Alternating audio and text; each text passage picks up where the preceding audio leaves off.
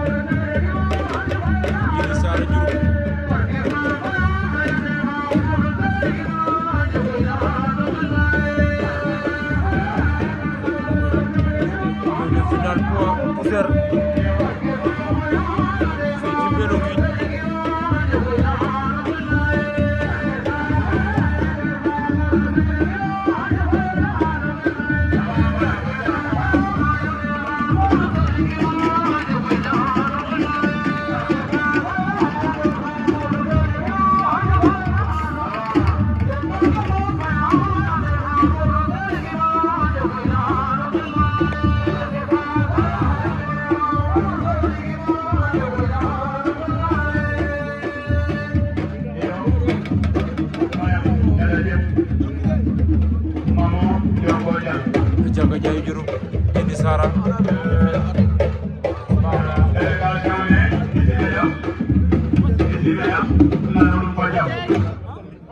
délégation ne bismillah inal na loolu fa jam wallahi omin bala hay comme bien ñomo to ñu yo adega wa no ay kane ga be pour abul ke bala hay gariwat kel fa ke do be eton do wanon njoko jal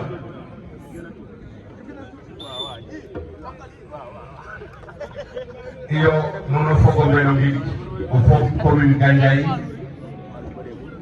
investina noon o fo refno no gorom fotima gorom mbasno haka pa no Jaga Ndiaye Djily Sara gatna gadan rogo yalla kuri waduna ten to jabande yi gidma o fogo mbeno ngi fop yam honneur men andona e ambiyana no iden pa mot sen ino nan gidma den yama baga nek suwa apporte ino yo latak wanu no bi sate be to ya go kan ngar ta jon ko den no ke andona e tan defulo comme nous l'avons dit, nous avons un pouvoir de force, nous avons un pouvoir de nous sommes waaw dem nañu pause ñëwaat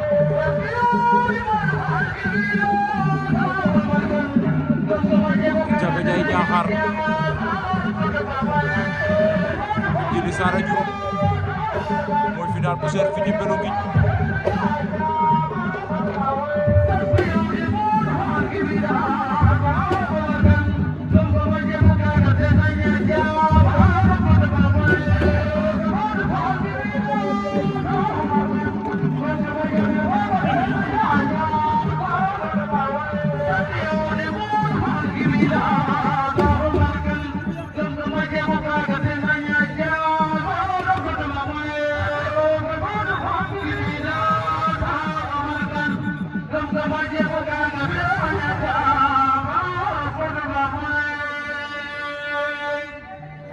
Merci beaucoup, Moyen. Avertissement pour Jaga Ndiaye, avertissement pour Djily Sara. Comme elle est parfois, mais digma au fond de l'objet fop, que ta hona tel la fouille, amada titaro obiden, amada ena modu sen. Adega meta tukna, il faut que l'eranin, yam haya arafaka e modu karo no élevage. Projet umma umkane namen, wele el biram baru wele el wa parago.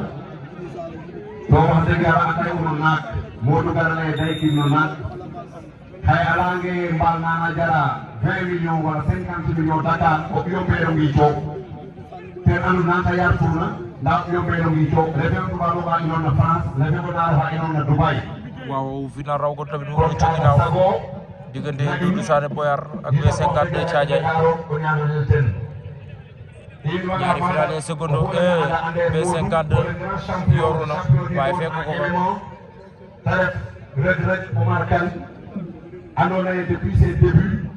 a yoona fo ten bo rooga ci ndam ta ref champion du monde ta ref oxa andoona ye xaye a gara fog no délégation ne a yoon fo le grand champion de lutte d'Asia ten ref oxa andoona ye ten fidoogu ndiiki i ngidmanga éleveur ke ngid we andoona ye tena yoontu yaam ci sa génération amit quelque chose d'exceptionnel Modou ne ange o drapeau a satel men ku tawat na waago def i yaakaar a waagano fadi ndaa kam laya dene xaalis fiile na ko Jini Sara waaw daan na ko Jini Sara jël na poseer yi ci kaw Jaga Jaay Doudou Sané takk na B52 bu Thiadiaye B52 ngay rasu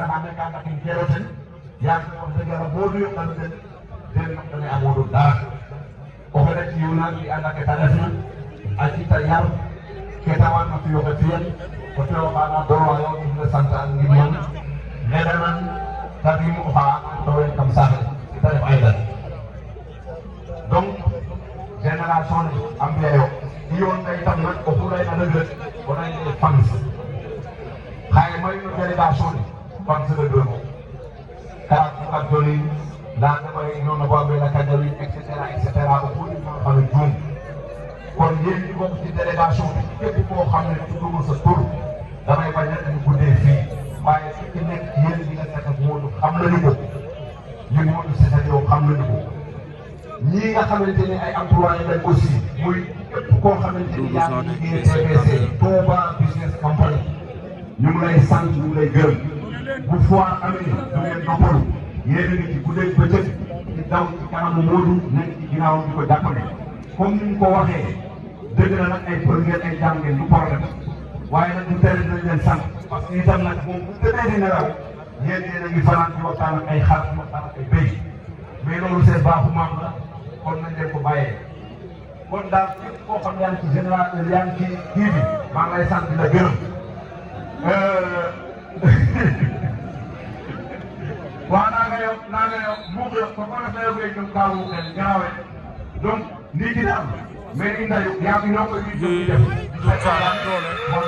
doole doxul jàmm Doudou Sané Boyar daan na B52 Thiadiaye ndeysaan fair play waaw premier demi-finale poids léger Babou Soudiane Fimela Kosar alias Boy Khout Gandiaye Boy Khout moo ñu féete droite ngembo ngemb lu ñuul Babou Soudiane féete ñu gauche moo ngembo ngemb weex noonu ñoom ñaar ku ci nekk ngi sëgg sa koogar déglu sa morom jërëjëf sol say tànk mënuma wax ni gërëm ay nijaayam yaayam ñu laaj mu mais dafa mel ni ci taale lamb ji premier demi-finale poids léger daa ba Babou Soudiane Boy Khout Gandiaye xam nga kuy papa kon géew bi la deuxième demi-finale poids léger wax dëgg yàlla dernier kili Djilass Moussa Sarr Olympique Fébou. Assalamualaikum warahmatullah. Maa ngi mbooloo bi fii daje na di jël nuyoo bi di nga teg nga xamante ni moo woote li nga xamante ni mooy drapeau World Series bi ñun nag bu ñu ñëwee ñëpp wax ñu day nañ tan dañoo jot ndax dañoo ànd ak moom Dakar ànd ko rafet may waxee nag ci kàddu boo dugg ak mbooloo bi éleveur boo xamante ni sama ginnaaw parce que nit kat ngeen ne ànd bu rafet mu ñëw ci ay biir boo xam ñu taxaw wax ko lu rafet ci moom kon nag daal koy gën a ñeme ndax liggéeyu ko si ñun dañ ko liggéey ci biir boo xam ndax di sant na suñu yaay bu baax a baax ndax gàncax bu baax la gàncax bu baax la gàncax bu baax bu dul woon yaayam bii amaana tey Ndakaaru lay def di dellusiwaat fii nga xamante ni mooy desaanam ñu koy sant di ko ñaanal yàlla fekk ko ak wér àdduna nii rek la bu ci nekk boo sañoon ba nga xamante ni ba nga tàmbalee ba nga paree demoon si kii la yàlla nga gën a si yàlla toog li gën a bëri yàlla nga gën a sant sën nag ngay sant di ko gërëm di ko ñaanal parce que délégation bu toll nii n'importe rek moo ko mën a te bu ko yaataloon yaakaar sax dañu am fi toog mais da koo yamale parce que diggante bi dafa xaw a xat ak jënd gi mais nag gars yi kontaan nañu waa Dakar kontaan nañu ñu ngi lay sant di la gërëm di ñaan yàlla yàggal taxawaayam surtout ci ñaan yooyu macha allah. jaa ngeen jëf waaye nag am na benn tontu bu may tontu léegi di nga féete du suñu kilifa dama ne léegi def féete du suñu kilifa seen maam yi ñoo ñoo sos avertissement Arona Ndeye Dama Ba ñoo ñoo sos fii waa ku mag tee moo sos làmb ji te mooy maama jaa ngeen jëf te njëriñ ci jàmm tànjee tale xale doon tale xale fay xale xale nu maa la ne doyo kaa problème no rew rek ko tale xale fay kaa laye kaa fo pour décorer a Fatou Doudou xaye il laye comme Fatou Doudou gate Fatou kali mene o xotana Fatou Doudou décoration le ten Fatou ten bo mo refo maak mbina ay wala ay faye ay ten ki faye mode ay faye ay ten ki faye mode ay wala ay faye ay ten ki faye Babou Soudiane door na ko ndombo akay daan wala penalty la waaw daan na Babou Soudiane bu ma jaay de waaw danañu pose waat Moussa Sarr Olympique bu Djilass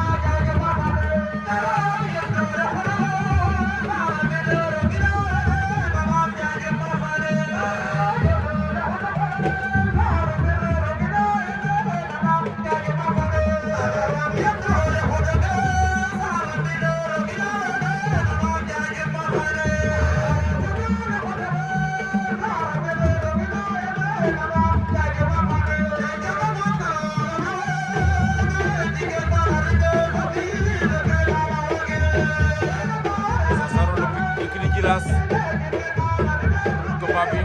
bari jox ba décision arbitre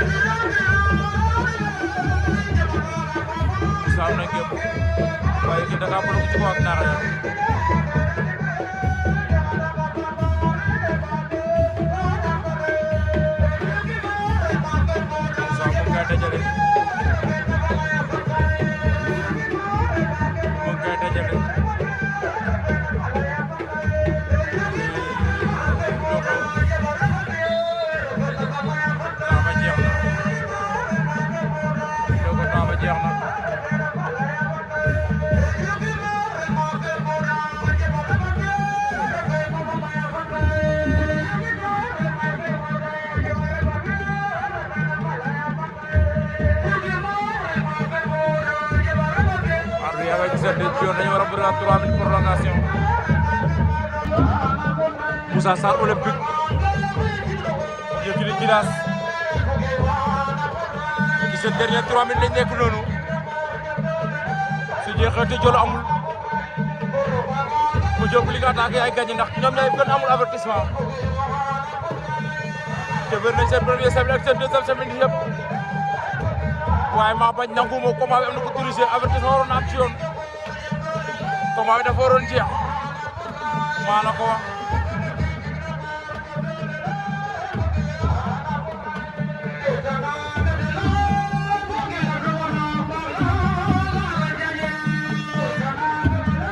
Moussa yoru na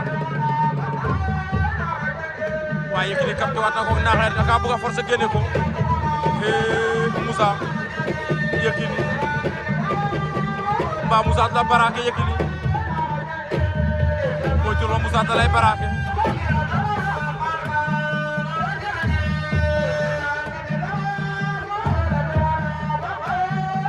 Moussa Sarr Olympique Yékini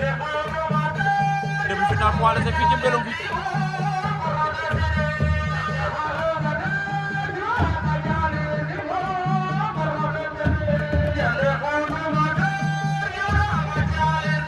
Yékini loolu wóor est-ce que li nga may Moussa noonu bariwul Moussa ngay dajale Moussa ngoy dajale mooy tur mu sukk xatar bi la delloo la ci ginnaaw loolu fooram la su sukkee ko dara xatar bi maa la ko wax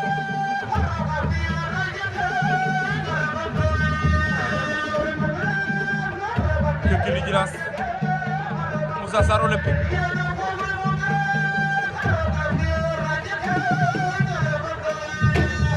Moussa nga suuf Yékini am na ngem daa mel mu ngi koy surveiller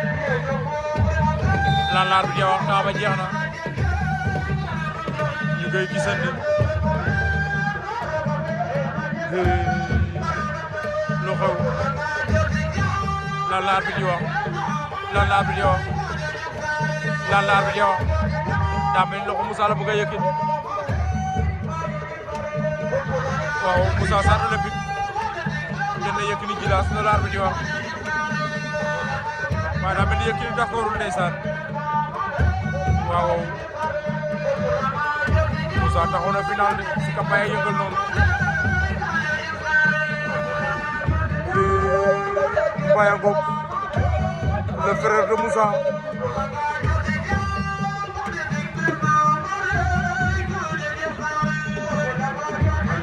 c'est loolu waaw final poids léger Babou Soudiane Moussa Sarr Olympique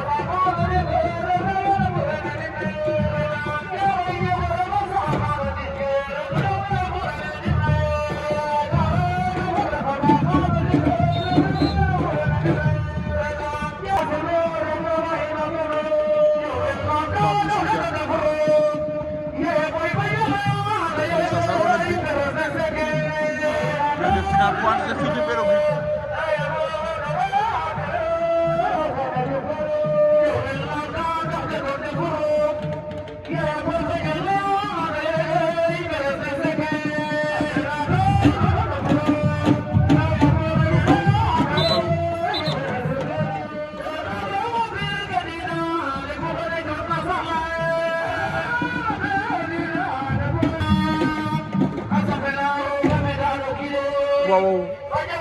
Moussa Sarr Olympique Babou Soudiane Babou war na ko ndombo da kay daan wala loolu penalty la Moussa mbaa di ci rëcc yaakaaruma ko Babou ngay jëkkal da kay daan wala Babou Soudiane Moussa Sarr Olympique Moussa loolu nga def wóorul jàppal ba mu baax